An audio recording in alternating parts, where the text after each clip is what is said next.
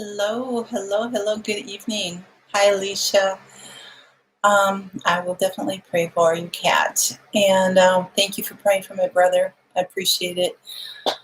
My mom was also, or is in the hospital right now with heart issues. So we thought they were going to have to put in a stent, but it's looking like they don't have to. So no worries. I mean, you had a lot on your plate, Alicia, and my sincere condolences for losing your uncle.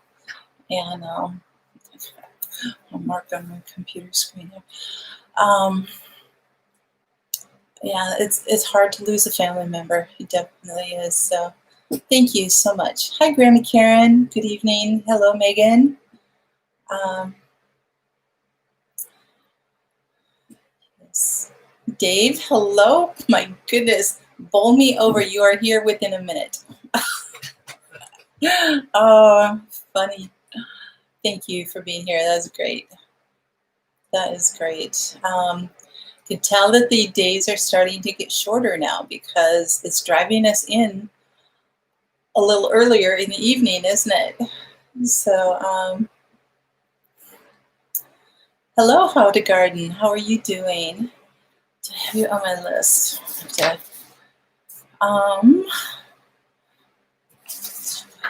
Don't. What is your first name and what state are you from?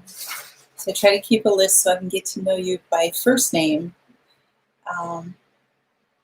Sometimes it's easier that way in the chat. So I am doing well. My family is taking a hit right now, but otherwise I'm doing well. So hey, Michelle. I know, right? Karen is just like, I've gotten up at 5:30, 6 o'clock, and it's like it's still dark out. When over 2 months already out from the first day of summer, which is just insane. The time is going so fast like that. It is just crazy. Hey, Connie, hello. Oh, you did get it. I know YouTube is going through a glitchy thing right now where a lot of people aren't getting notifications. They've actually pretty much stopped sending email notices. So it's like you have to have the app, all that kind of stuff. Glenn, here in Florida. Is that Glenn as in female Glenn or male Glenn? It just helps me to know if I'm perceiving things correctly. So, Bar None Off Grid, hi, how are you? Olivia, hello. And Love Pug, hello. A lot of people I haven't seen for a while. That's awesome. You can't seem to watch my video. Oh, interesting. Is anybody else having trouble seeing? Are you talking about my very last one on my steam canning? So I know I've gotten comments, so I know that some people have been able to. Hey, Mark, Arkansas Woodcutter, hello. Yes, long time no see. Well, we were just saying that there's a lot of people here all of a sudden that I can tell fall is starting to come. It's like we're getting on the outside end of the craziness of summer, and so Florida Panhandle, awesome. Your video is good here. Okay, thanks, Dave. Getting dark now at 8. I know, us too. So whereas it was after 10 before, we've gone from like 15 and a half to 16 hours of daylight down to about, what are we at now? 13, maybe at the most. So it is crazy. The dog days are waning. I know we have definitely had the dog days this year. Oh my goodness. And we have a couple more. Tomorrow it's supposed to be close to 90.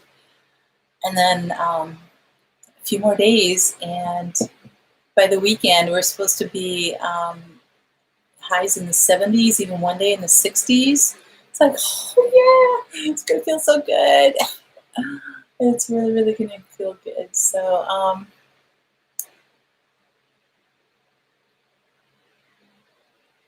oh, thank you, Glenn. I appreciate that. So, oh, good. Thanks, Karen. Appreciate it. Sun is setting there now. Yep. Steel Maple Homestead, welcome to you. Thank you for coming. They're out of the steam canners. Oh, oh my goodness. Wow. You know what?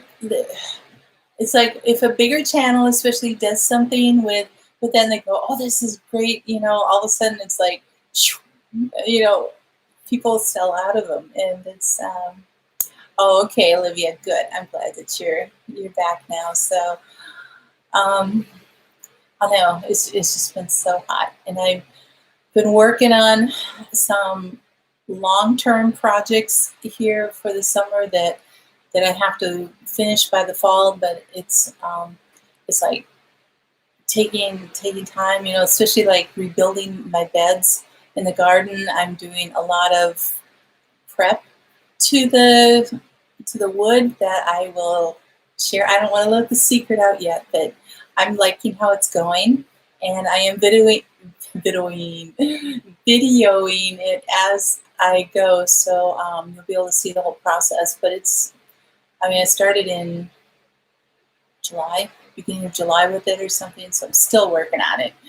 And it's just some of those things that are just, I've got to have just the right weather for these stages, and I'm getting down there, getting towards the end. But it's a race against the weather to get anything done. It really is. Yeah, you're right, Dave. Plants, canners, jar seeds, everything. It is. So, Prep 69 protest. You know what? I wonder if contacting the companies and, definitely Google whatever you're looking for. And there are a lot of other companies out there that are carrying it other than Amazon, sometimes cheaper too. So, really, really check on that. So, I know. Oh, that's awesome, Mark. I'm so glad. You know what? It's really, really hard to kill comfort. It really is. You have to, it'll grow just really pretty much anywhere. So no humidity after today for the week. Oh, that's awesome. I know we've been in the 70%, at least 70 to 80% in humidity. And it's just, it wears you out a lot. You comfy babies. Oh, I know. Whenever because the roots will obviously grow into whole new plants, whenever I have to cut it back and, trim up the whole root system, it's weird just throwing it away, because I know wherever it goes, it's going to grow into a big plant. And I'm just like, where do I put this? So I don't know, maybe dry it out or something. And well, there you go. Yep, share the love. Keep dividing it up when you guys can do that. So that's awesome. The weather app say it's 91 there. Okay. Hey, Deb. So trying to see. I don't see anybody on here that I know of right now that's being hit, that's going to be affected by the hurricanes. I don't see anybody from the south. I'm talking the Gulf Coast here. Let me know if you are. And definitely the Gulf Coast is in our prayers. I was just on Broussard Homestead's live about an hour and a half ago, and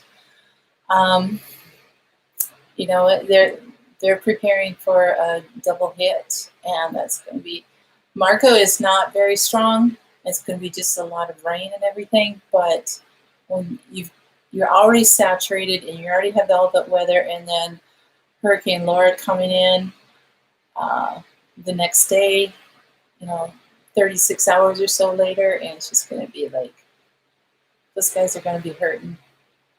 So, so Callie, you need to cut it up higher, send out so many stems. Yep.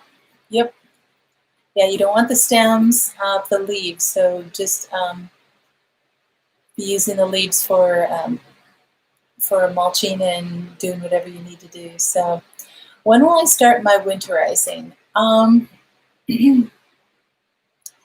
kind of like in pre-winterizing mode right now.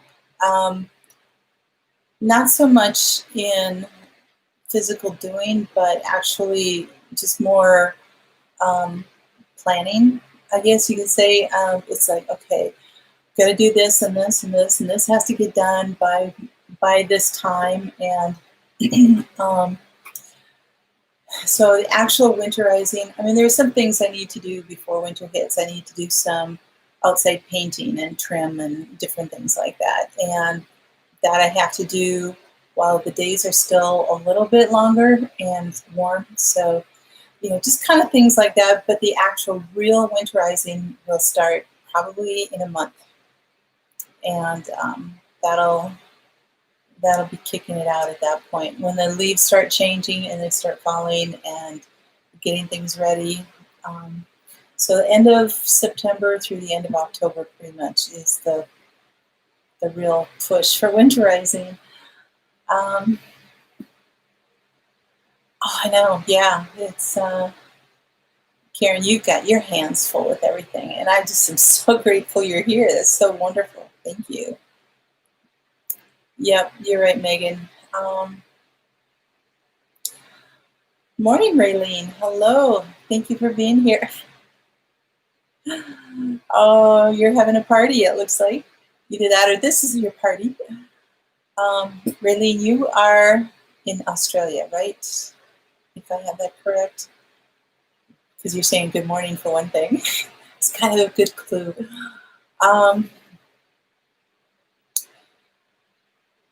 There you go.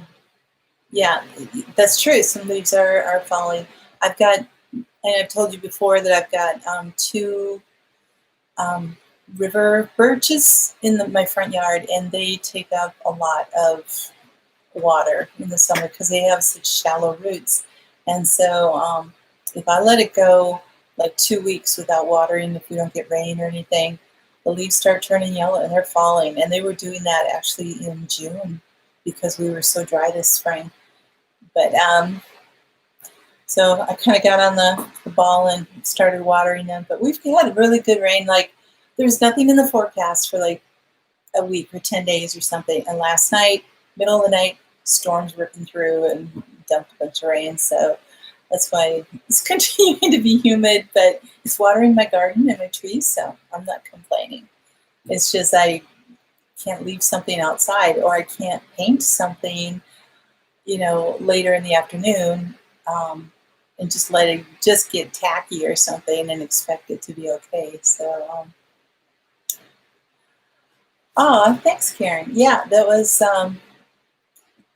there's a lot of little things that we do have to prepare for here that most people don't have any idea and don't even think about in that way. So it is kind of funny. So, Southwest Victoria. Oh, that's wonderful.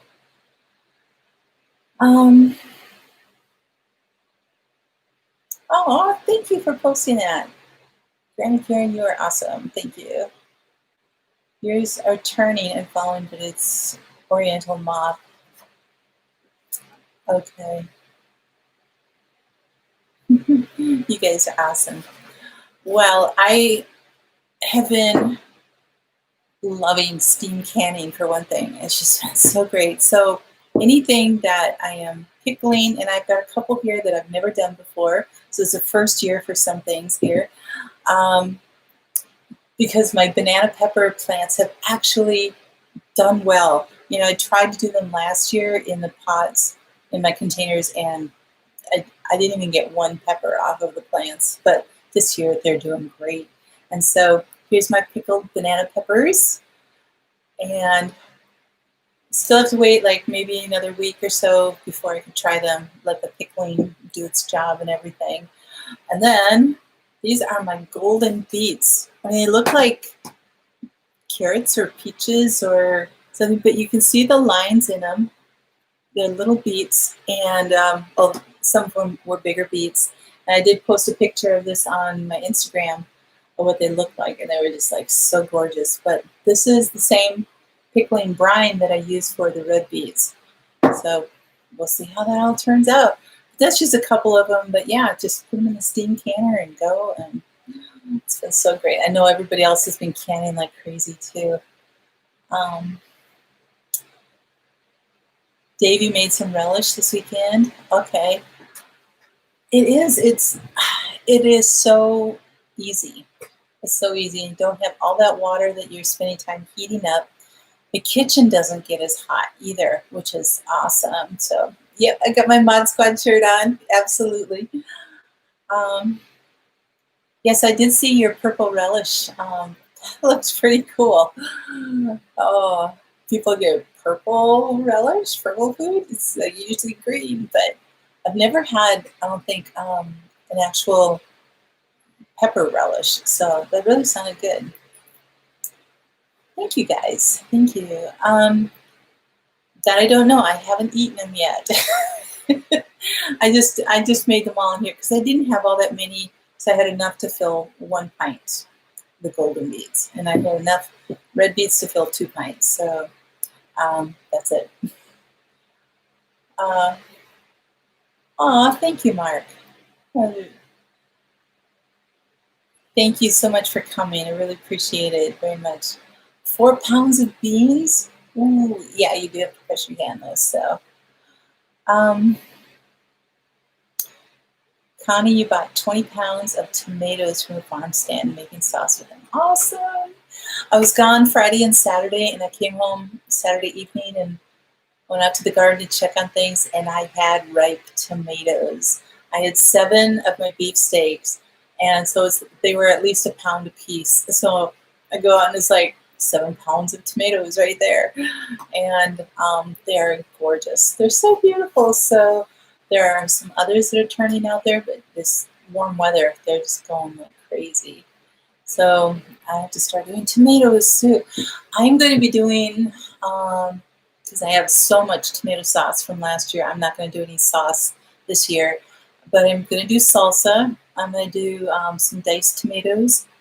I am going to probably do some tomato juice, and then I want to dehydrate a number of them, and those might be towards the end of the production, so I'm not sure.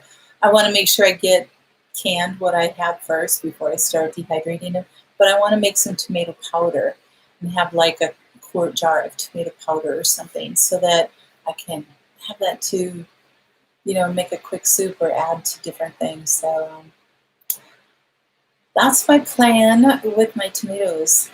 So I'm going to diversify with them this year. You're buying ball jars now, getting ready for spring to start. You can find them out there.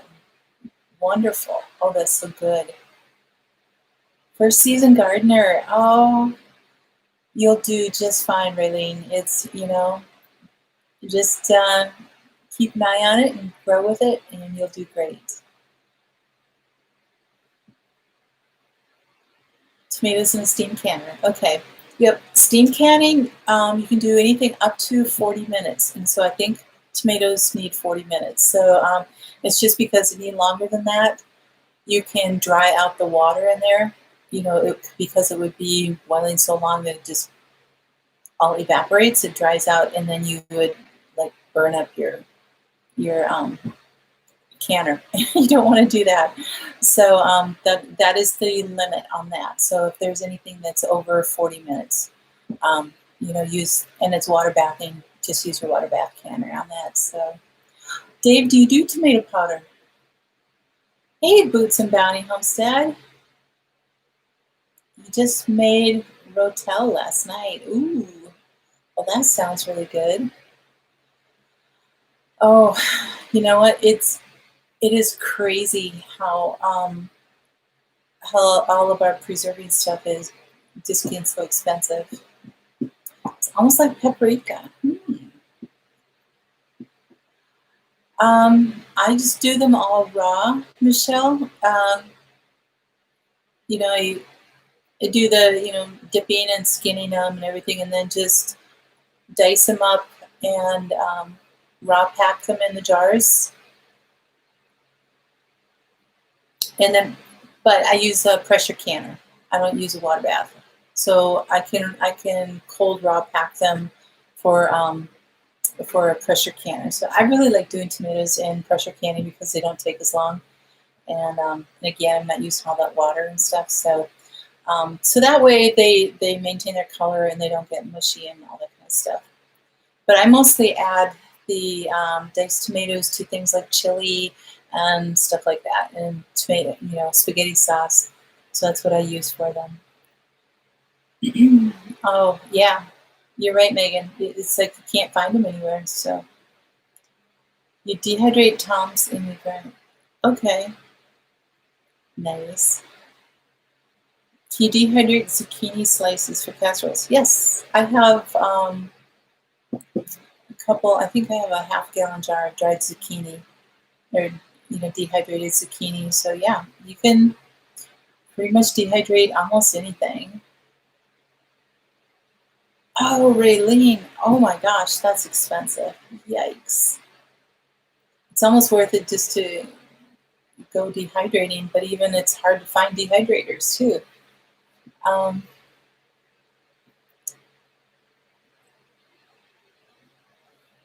you can, yeah, you can throw them right into, what were you going to put for casseroles?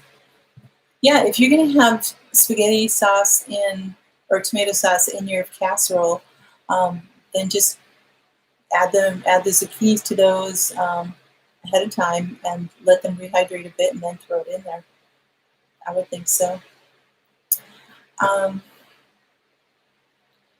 Dried tomato, pepper slices, lots of stuff. You can mix with pasta makings.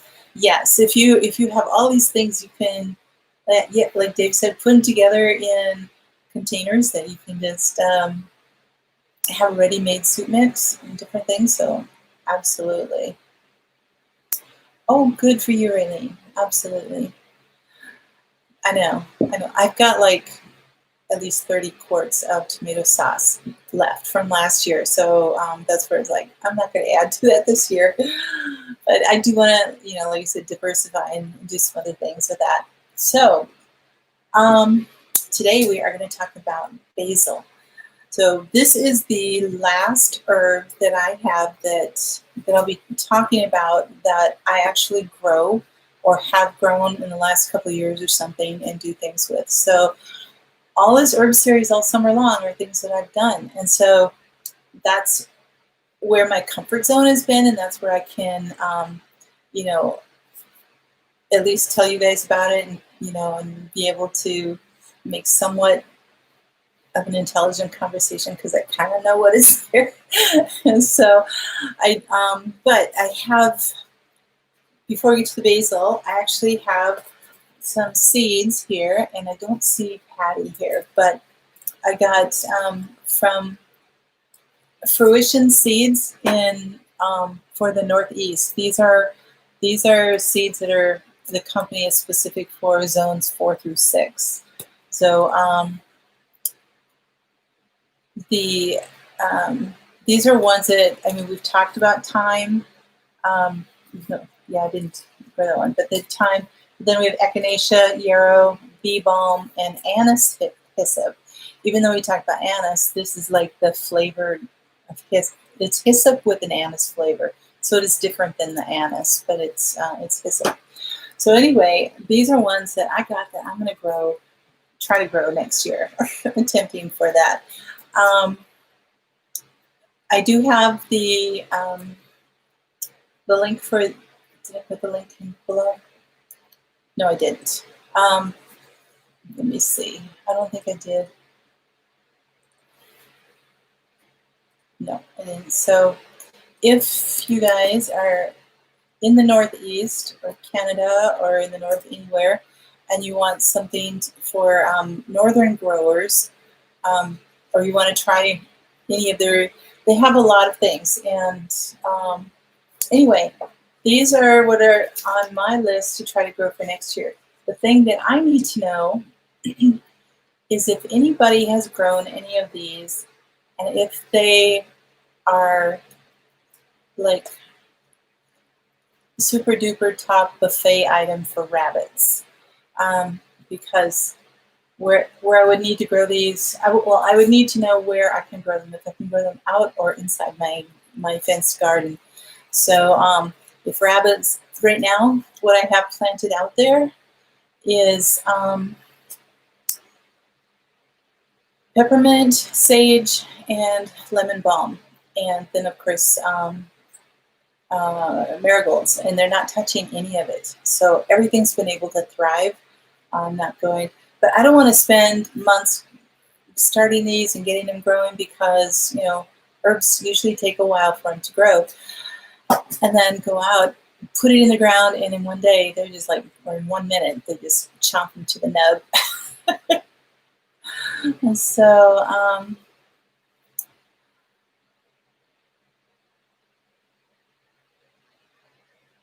so Steel Maple Homestead, you're going to try, you're going to try this company? Okay. I think that's what you're talking about. Well, I hope so. It's, you have them growing in your grow tent? Oh, awesome. Oh, that's so great. I'm so glad, Raylene. Yeah, I'm excited to try these. Echinacea, I know it takes 2 years before you can actually harvest from those. And these are all perennials, which is what I want. And Fruition Seeds actually sends this really sweet little card for vegetables and herbs and everything. And it tells you, now this is really kind of zoned for 4 through 6. So the Northeast and Northern climates, but it tells you like when to start indoors, when to transplant, when to harvest, and everything. So you can kind of judge when you need to start these things. So one little card, which is kind of nice. I know I've got Clyde's planner too and all that kind of thing. So, all right. Basil. Basil. I have grown the bigger basil. I've grown those in the past and actually end up missing because I was gone. I missed like the prime harvest time because they would come up and then it's like, oh, they're perfect, but I'm not home for a week. And then I come home and they're either dead or have totally gone to seed and just like miss it. So the last couple of years I've been doing this Greek miniature basil and it's very potent. They're small little plants, but they hang around for a long time. And they, I just cut them off and they just keep coming back. So this has been like a really good alternative for me because I keep missing it all. So you have echinacea, thyme, and rabbit's milk. Oh, good. Okay. Thank you, Dave. So those are 2 that can actually go out there. Yay! Because echinacea gets so big and I don't want to take up any more room in the garden. So thyme and echinacea. Yay! It's 2 out of my 5. Thank you. Oh yeah, even my raised beds. They will jump up into my bean bed and make a nest there and just chill and it's like, and crush half my beans and get fur all over them and disease and everything. It's like, yeah, they they jump right up in them. So, Boots and Bounty, you made pesto for the first time a couple weeks ago and you love it. Oh, yay!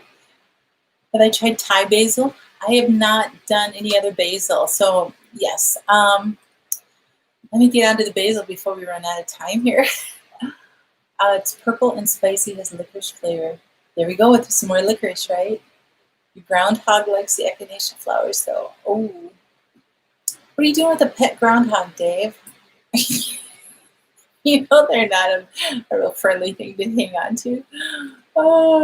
So, all right, little history here.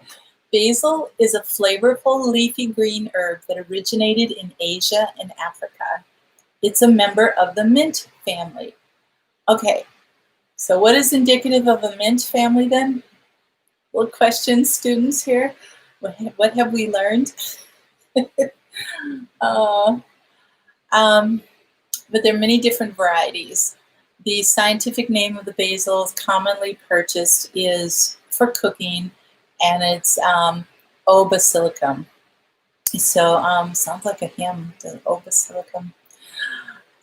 There are many different varieties. We have sweet basil, which is usually what we use in Italian cooking and different things. There's bush or Greek basil, and that's pretty much what I have, is Greek basil. It has a real strong aroma, but mild flavor. And so, yeah, just compact bushes, and it grows well in a pot. Square stem, there you go, Megan. There you are. Yep, not all mints are invasive, but anything that has a square stem on it is of the mint family. So now Thai basil, yes, anise flavor or licorice flavor, commonly used in Thai and Southeast Asian dishes. And cinnamon basil is native to Mexico. It has a cinnamon-like flavor and scent. That's commonly served with legumes or spicy stir-fried vegetables. So if you have cinnamon basil, that'll work out really good with stir-fry or, yeah, like I said, legumes and different things. So it'd be interesting. Then there's lettuce basil. And those are large, wrinkled, soft leaves, and they have kind of licorice flavor too. They go well in salads or tossed with tomatoes and olive oil. There's Patty. All right. I have a question for you after I get done here. Yep, cinnamon basil. Yep, you can just, around there. So then we have the basil commonly used in supplements and herbal tea is holy basil. Another name for it is Tulsi, Tulsi. And sometimes it's added to Thai dishes also, but holy basil. So one of the oldest herbs known to mankind, basil's healing and healthful properties have been the most treasured knowledge across the world. So holy basil is revered for its strong medicinal and healing properties. One is licorice nut off. You know what? That's probably why the rabbits don't eat it. So there we go.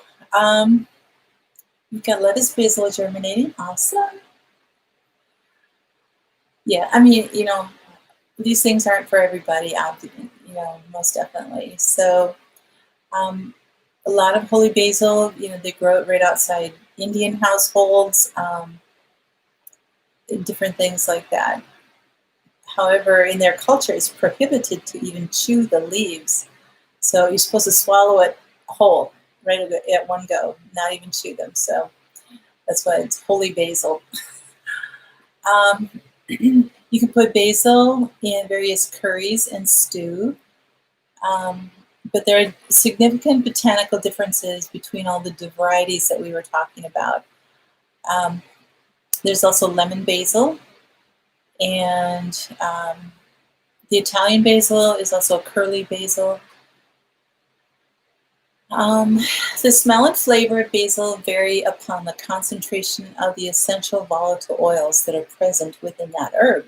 So holy basil. It's Holy, not the complete or Holy. It's the holy basil. You lose. Okay. I know there's some. Jess at Roots and Refuge grows a huge holy basil thing, and I've seen other people grow it too. Oh,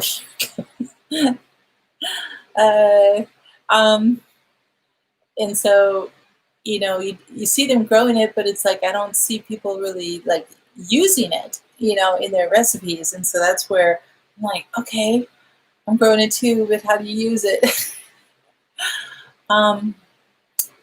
So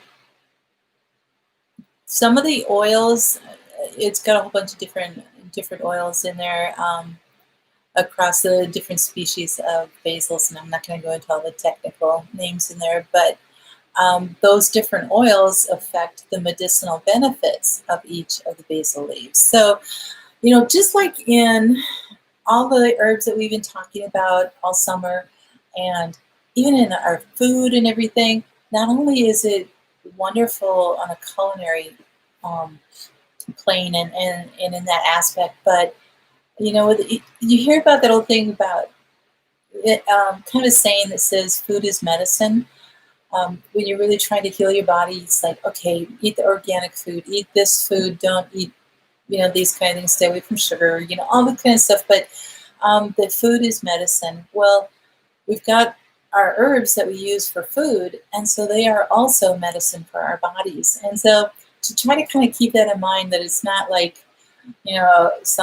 some wacky type of, off the wall thing that, it's like, oh, they're an herbalist or something, but that, if you're eating salads and greens and you're eating, the different things and organic meat and, stuff that's good for your body, it's going to make you healthier, the same as with all these herbs. So it's going to be, it says that, yeah, if they should be, let me see.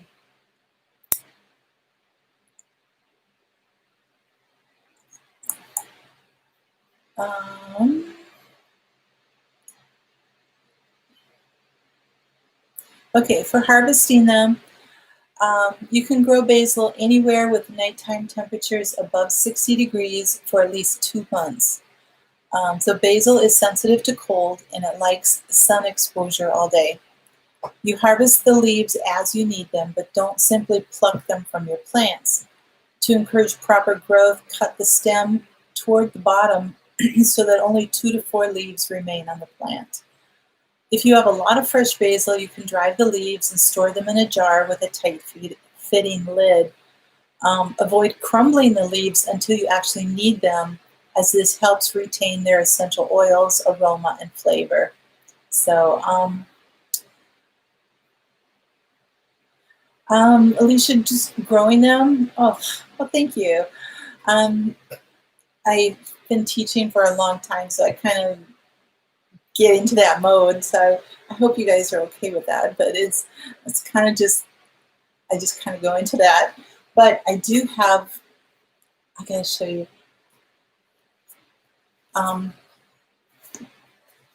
Megan was kind of asking about other books and everything a couple weeks ago, and so I ran up to my bookshelf. But this herb book that was my grandmother's, and I mean it is totally yellow, but it's just like, it's got a little drawing of what it is, gives a whole description. I mean, look at how thick this is. This is how many pages?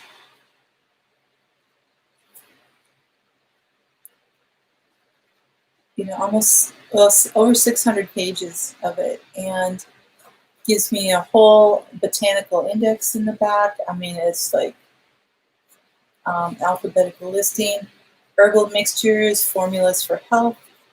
Gives it goes alphabetically for the things that you would need: anemia, an aphrodisiac tea,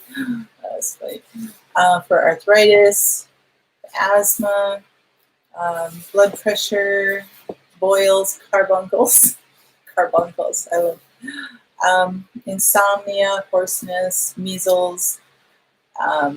So it goes through there and it tells you exactly what herbs you need and like how much of it, and then what to do with it, steeping it or different things like that. So this is the herb book by John Lust, L-U-S-T, and I don't even know if it's available anymore, but this was printed 1974, so it was just a few years before my grandma died. But anyway, the herb book. I also have this on Eastern and Central United States medicinal plants, Peterson Field Guide. So that's really, they're a pretty good thing. So they have actually glossy pictures in here, and so you can identify the things. And They will tell you if it's poisonous or not, different things like that. So you want to make sure that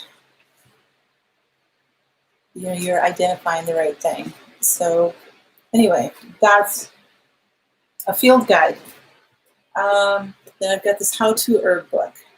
Maybe I can see if I'm doing it right. So who else do we have? So your mom has your grandmother's books. Cool. The Herb Society of America is a great resource. Okay, very good. Hello, Southern Blessed. How are you? Hey, Michelle. Were you in here before? I don't know. So thank you, Grandma Karen. So this one is by Velma Keith and Montine Gordon. The How-To Herb book. Let's see if I can see that. And again, this is, it's kind of a different thing. It goes through the minerals and the herbs and really talks about them a little bit more in depth rather than just like identifying them and different things like that. Then I've got Edible Wild Plants. This is another North American field guide. And oh, good night, bye, Raylene. Thanks for being here. And it's kind of like the other field guide, but this one's covers a lot of North America. They gave some colored pictures in there, telling you if it's poisonous or not, or what you need to do. These are, like I said, wild plants that are out there. So I got these really to work on identifying what I have around me in my yard and places around here. So, it's a little field guide. So these are great. The edible wild plants. I know, Dave, you've got so much around you, so that would be a really good one. Then I've got Health from God's Garden. So I'm reading it backwards. Herbal remedies for glowing health and well-being. And this one actually will do like the ailment and then tell you what you can use for it. And because it's a bigger book, it's written out a little bit more in the way of, it's like laryngitis, walnut leaf tea. Rinse out your mouth and throat with walnut leaf tea several times a day. So, and then in the back, they actually tell you how to make the teas. So it's not just doing that, but yeah. Skin diseases, bed straw juice, nettle tea, different things like that. Injury, damage to injury or injury to kidneys. Knotgrass. Anyway, so that one's a good one. And then good old Rodale. I don't remember how I got this. I may have picked up something like this at a garage sale. That's a great place to really find things, or at garage sales. I should make an Amazon store, list these. You know what? I set up one within the first few months of starting my channel, and because there was no activity, they closed it. So I think I probably could do that again, but that's a good idea, Dave. I should do that. So this one's Rodale's Successful Organic Gardening on Herbs. And they pretty much tell you then how to grow them, like how to water it, how to grow it, where to plant it, different things like that. And then there's a chapter on preserving them and using them, how to store everything. So each book has kind of its own, particular purpose, I guess you could say. Oh, you've got that? Hi, Teresa. Yeah, so Rodale, they do a whole bunch of books. So I don't know if I'd gotten this. It's been a long time. Let me see what the date is on this one. Rodale Press, 1993. Okay, so 27 years old. So some of these books I've had a while, and again, my grandmother's. But see what you could find, you know, like even on Craigslist or different things like that. So, all right, I'm going to finish up on Basil here. So, hoping to get a quick catch the Grammy Karen. Before you have to leave, just thank you so much for being here. I really appreciate it. And you do get herbs from them occasionally. You have, okay. Oh, good. Good, Patty. I'm glad that's a lot of reading to do. But, you know, if you can find some things at secondhand stores, like I said, at garage sales or wherever, pick up these, and then over the winter, it's a good time to be reading these and getting caught up on them and everything. Hello, Howie. How are you? Thank you for being here. Be sure to look at the info on the author so you gain a practiced herb grower user. Okay, good point. I would probably, this one is an outdoor life field guide. So we kind of trust that. So Goodwill has an online option. Oh, that's nice. That would be good. You know, people are going to be looking for actual gardening books, not necessarily herb books. So if you need to fill that part out, that'd be great. So, all right. So basil. Just before I get into all the benefits and everything, it does have an oil called estragol. I think that's how I say it. So, oh, thanks, Howie. Hello to you too. That is a chemical that might increase the risk of getting liver cancer if taken in large amounts, or the misuse of the essential oil, because there's an essential oil for basil.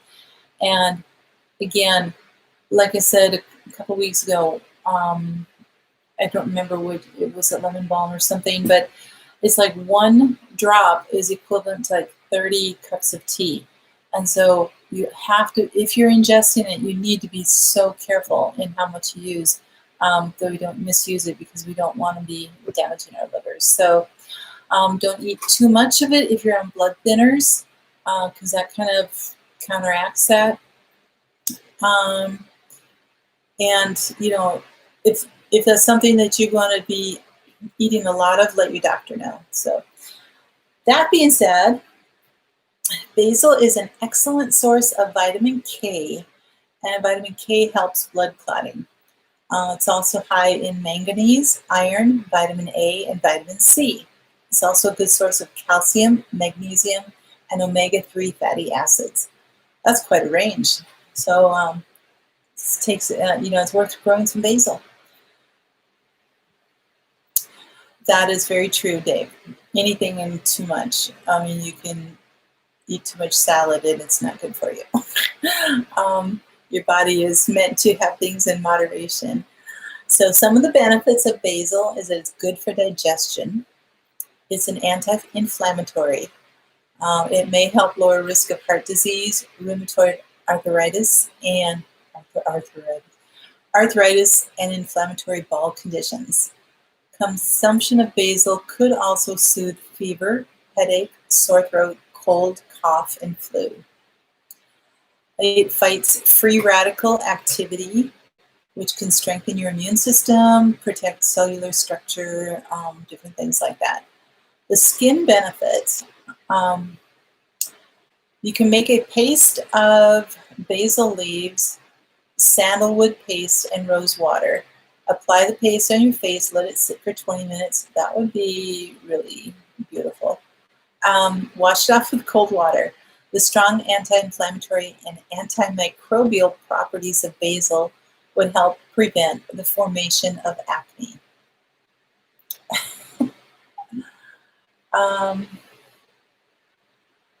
Then I'm going to have Yes, they do have apps for that. That's excellent. So thanks, Howie. Um, good that you like basil. Yes. And we did already talk about all of the different kinds of basil, Patty, just so that you know. So you need to make rose water. Ooh, that'd be good. All right, Grammy Karen, thank you so much for coming. We'll catch you over on the other one. Basil can also help fight depression. The herb is believed to stimulate neurotransmitters that regulate the hormones responsible for inducing happiness and energy. Basil is considered as a powerful adaptogen or an anti-stress agent. It helps to manage diabetes. It can help slow the release of sugar in your blood. It has very low glycemic load. It helps to cut down triglycerides and cholesterol levels. It supports liver function and helps to detoxify the body. It helps prevent the fat buildup in the liver and keep your liver healthy. Can promote a healthy gut. Basil also helps to restore the body's natural pH levels and feeds healthy bacteria within the gut microflora. A healthy gut increases immunity and promotes healthy digestion. It can help reduce bloating and water retention.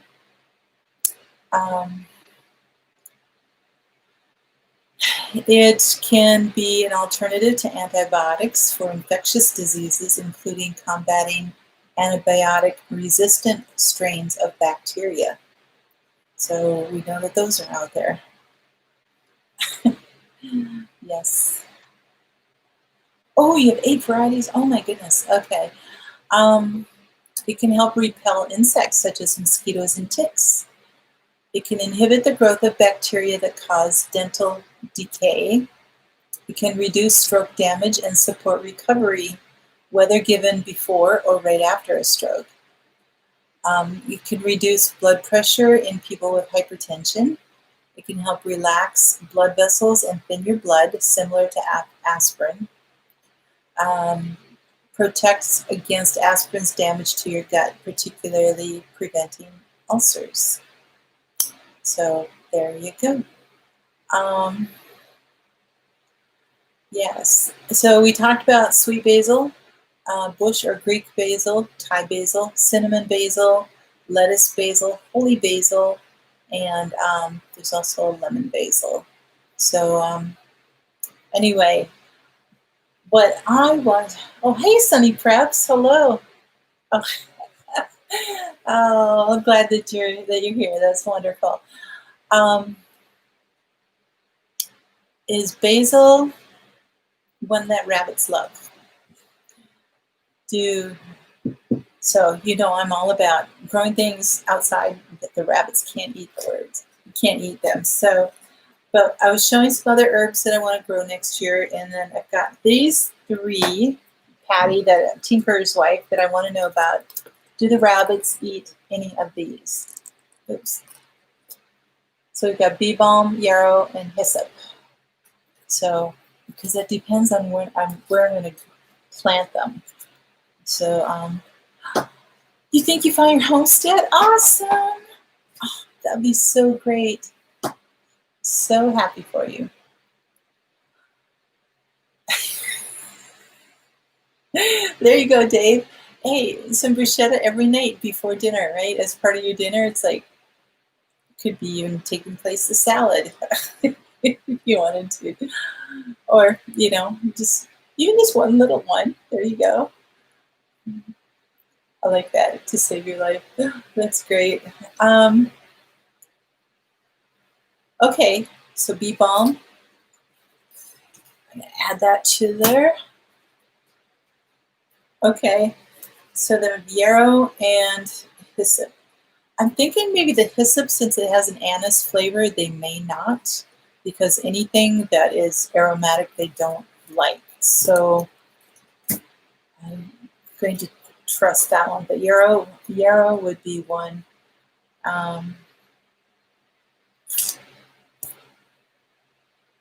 sows 10 feet. Oh, I wonder if is it a strip? No, there's just seeds in there. 85 days to flower. So echinacea, 300 to 365 days to flower. That's why it takes 2 years. They don't eat yarrow either. Awesome. Okay, so I may be able to put these all outside my fenced-in area because I really want to try to leave my fenced-in garden for veggies as much as I can. So at least they're not supposed to like them. Well, I may find out, right? Well, hello, Tangi. You love basil too, then. Yay! I'm sorry, I didn't see you earlier here. So, we should be doing good. Awesome. All right. So, we are winding down here. I've got links below on all the information that I just gave you on the herbs, the nine incredible benefits of basil leaves, and recipes to go with them. So I think you'd really like those. They're very good. And then on healthline.com, the nutrition aspects of basil too. So I encourage you to check those out. That was, where I'd gotten my information there. So yeah, try to do that. All right, my prep tip for the night. I encourage you in the next 30 days, focus on learning one new skill. And this could be like tying knots, canning, starting a campfire, sharpening knives, sewing, different things, maybe even canning something you've never canned before, or dehydrating something, doing something like that. So in the next 30 days, learn one new skill. And then when you've done that, the next 30 days, the next month, find another one to do, and just kind of keep on that. And then you will be able to kind of get into that mode of like, wow, okay, I tried this out this month, and just don't say, well, okay, I want to learn how to tie knots, and you spend 10 minutes at it. It's like, you're not going to really learn. So like, go online, maybe find some videos or some tutorial or something that shows you how to tie knots, and then work at that and practice until you know how many, if you have a goal to set that you want to get real proficient in one particular knot, then just work at that. Or if you want to learn 3 knots that month or something, then work at that, work it until you can just, do it, and you don't have to have a tutorial. So, the same with all of these other things. And sharpening knives, I mean, it could be with an electric sharpener if you want to. It can be with a whetstone, and just learning all these. But these are skills that we really need for homesteading. And I think that would be super. I continue to try to do that even at my age. I'm trying to okay, what am I going to learn new? I mean, this week it was using a propane torch. I've never used a propane torch before. It is scary because you're dealing with a flammable, explosive thing, and it's like, Lord, just don't let it burn me. Just don't let it explode in my face, And so, but I'm using it over and over and over again, and getting more comfortable with it. So that is definitely out of my comfort zone. I'm trying to do that. So Patty, you're now hungry for Vietnamese brisket. Ooh, Thai. Oh, that sounds good. I think I'll come over for dinner. So thank you, Jason. Thank you very much. Oh, definitely will be praying. And my mom's in the hospital right now too, with heart stuff. So that'll be fine. That's a wonderful thing about replay. Yay. Your son was an Eagle Scout, and he taught you some knots that you can use. Awesome.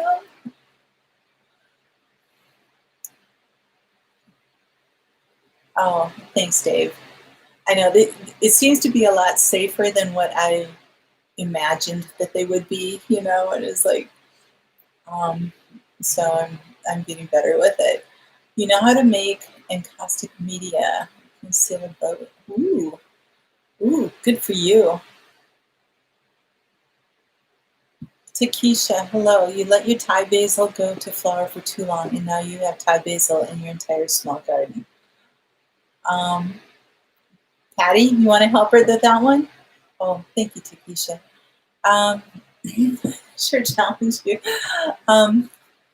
Yes, I put down the gauntlet. So it's like, okay, if I can work with explosive fuel, you guys can learn to like can or tie knots or something. So I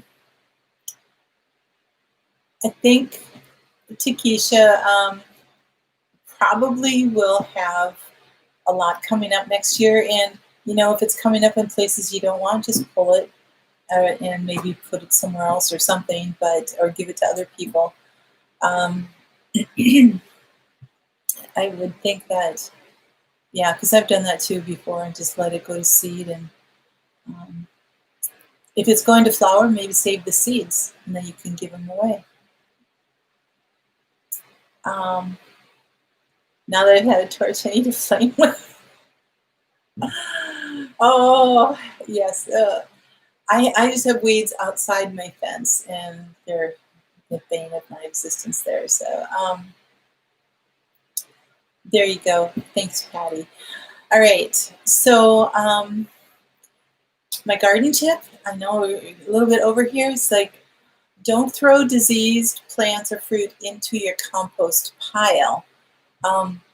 Because even if you compost with the proper balance of greens and browns and all that, the new plants that are growing in that will be at a greater risk of contracting airborne fungal diseases. So the stuff that goes into your compost pile, make sure that it's like good stuff.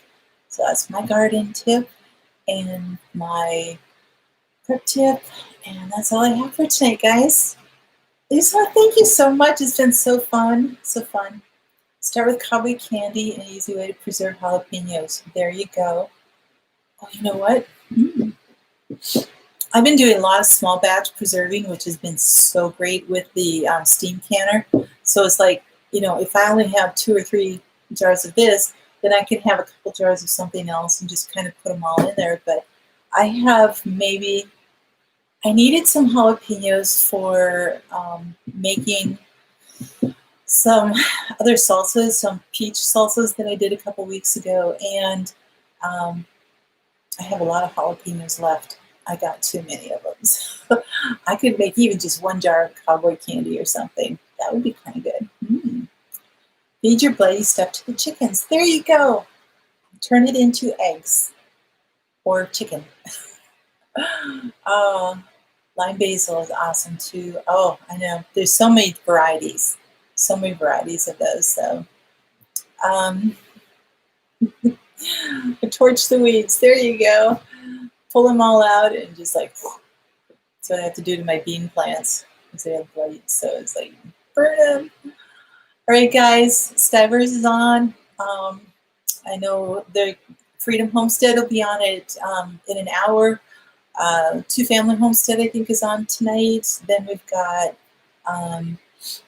Sutton's Days is going on live. There are a number of lives tonight. So guys, go support them, enjoy it. And I thank you so much for coming and hanging out with me and letting me teach you. You guys have been so gracious. So I hope you enjoy it. I hope you learn stuff. Oh, I wanted to tell you, all these little small batches I've been doing, I have, you know, a few weeks ago I showed you like all my canning books and there were like a whole stack. I've come down to pretty much these 2 that I've been using. My small batch preserving and then my new Ball Blue book. This is the 2020 book. But these, as you can see, I have them marked for all of my recipes. And so I have been using those 2 and they've been great. So, all right, guys. Take care. God bless. Always have hope. And we will see you next week, I hope. All right. Good night.